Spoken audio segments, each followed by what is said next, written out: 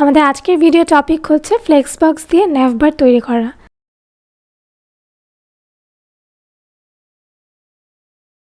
তো প্রথমে আমরা একটা প্যারেন্ট ডিভ নিব, সেই ডিভের নাম দেব হেডার, এবং এই প্যারেন্ট ডিভের আন্ডারে আমরা দুটো আলাদা আলাদা চাইল্ড ডিভ নিব।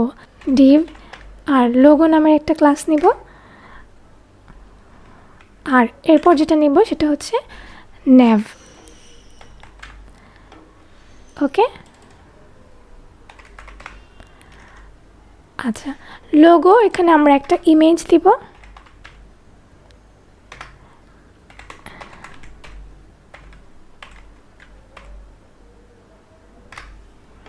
ওকে, আমাদের এরকম একটা ইমেজ ফোল্ডারে দেওয়া আছে, সেই নামটা দিয়ে দিলাম। আর এখন আমরা এখানে যে nav সেটা এখন ক্রিয়েট করব। nav ক্রিয়েট করতে হলে আমাদেরকে লিখতে হবে ইউএল অথবা ওএল। ইউএল এর আন্ডারে থাকবে এলআই। এলআই হচ্ছে লিস্ট, লিস্টের মধ্যে থাকবে এ বা অ্যাঙ্কর ট্যাগ।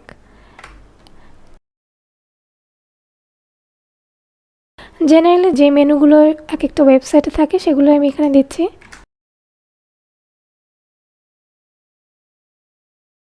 তো এখানে এখন আমরা যেটা করব, এই navbarটাকে আমরা একটু স্টাইল করব। তার আগে আমরা দেখি যে আসলে ব্রাউজারে কি শো করছে। আচ্ছা দেখুন, এই যে আমার এখানে navbar চলে আসছে, home, about, service, blog, contact, আর এখানে আমার লোগো শো করছে। লোগোর সাইজটা অনেক বড়, তাই এখানে অনেক বিশাল দেখাচ্ছে। আমরা জন্য কি করব, লোগো ইমেজ, এটাকে একটা উইডথ দেব। আমরা এটা দিতে পারি 140 পিক্সেল। ওকে, আচ্ছা, এরপর এখন আমরা কি করব, আমরা একে একে সবগুলো ক্লাস CSS এর মধ্যে নিয়ে নিই, তারপর এক একটা করে আমরা স্টাইল করব। হেডার, লোগো নেওয়া আছে, এরপর হচ্ছে মেনু,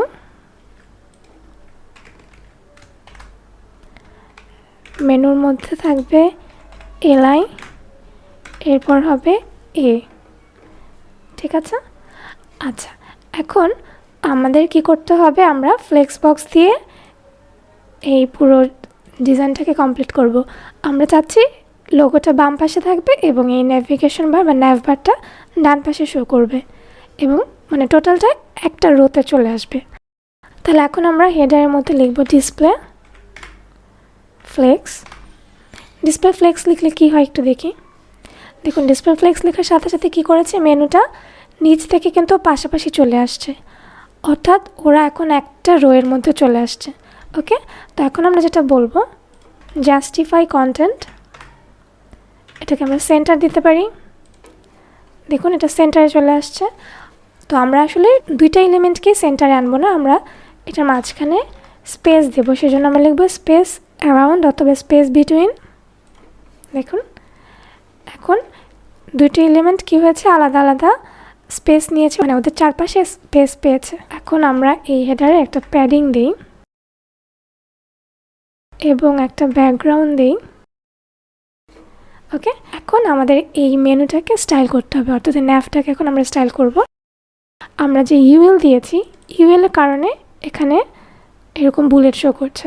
তো navbar মূলত দুভাবে করা যায়, একটা হচ্ছে ইউএল আর একটা হচ্ছে ওএল। ইউএল দিলে হচ্ছে এরকম বুলেট আকারে শো করে, আর ওএল দিলে কি হয় সেটা আমরা দেখি। ওএল দিলে এখানে অর্ডার আকারে শো করছে। ঠিক আছে, তার মানে ওএল হচ্ছে অর্ডার্ড লিস্ট আর ইউএল হচ্ছে আনঅর্ডার্ড লিস্ট। জেনারেলি আমরা সবসময় ইউএল দিয়ে করব।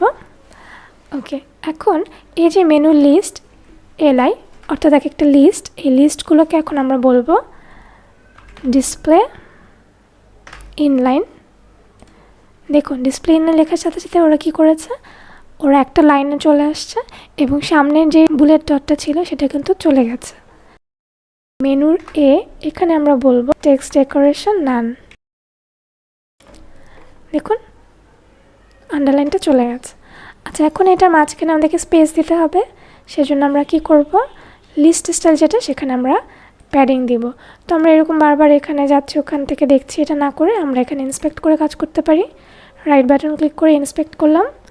এরপর এখন প্রত্যেকটা যে লিস্ট, এই লিস্টের মাঝখানে আমরা প্যাডিং দিব প্যাডিং লেফট দিতে পারি 1 rem। দেখুন এখানে প্যাডিং পেয়ে যাচ্ছে। ওকে, তাহলে এই প্যাডিং এটা কপি করে লিস্টের এখানে দিয়ে দিলাম। এই যে লোগোটা এটা যেন ভার্টিক্যালি এটা যেন অ্যালাইনমেন্টটা ঠিক থাকে, সেজন্য আমরা এখন বলবো অ্যালাইন আইটেমস সেন্টার। দেখুন এটা লেখার সাথে সাথে কি করলো, ওরা এখন ভার্টিক্যালি অ্যালাইনমেন্ট হয়ে গেছে। আর এখানে আমরা একটা স্টাইল করতে পারি, ঠিক আছে। আর ফন্ট কালারটা আমরা এখান থেকে এটাকে কিন্তু চেঞ্জ করতে পারি। দেখুন এখানে যখন কালারটা শো করছে, এটা আমাদের ক্লিক করলে এখানে কালার বক্সটা চলে আসবে। আমরা এখান থেকে পছন্দ মতো যে কোনো একটা কালার দিতে পারবো। ওকে, এখন পুরো এই কোডটা কপি করে এই যে দেখুন এখানে কোড লাইন নাম্বার বলেছে, কত লাইন, 31 নাম্বার যে লাইনটা আছে সেখানে এটা দিয়ে দিব। ওকে, তাহলে আজকে এ পর্যন্তই। নেক্সট ভিডিও আসার আগ পর্যন্ত সবাই ভালো থাকুন।